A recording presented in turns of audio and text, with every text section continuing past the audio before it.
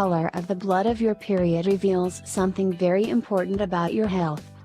Menstruation or period, it is normal vaginal bleeding that occurs as part of the monthly cycle of women. Every month, your body prepares for a possible pregnancy. If this does not occur, the uterus, it is clear from the coating.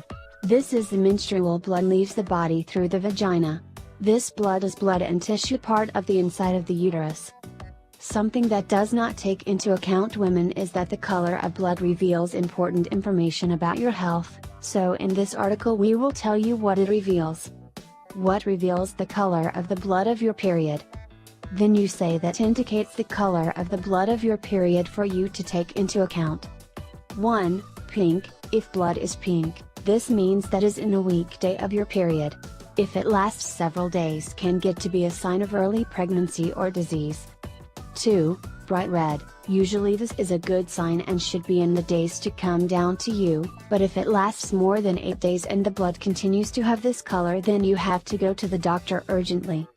3. Dark red, has this color when you're on the big day of your period, it is very common.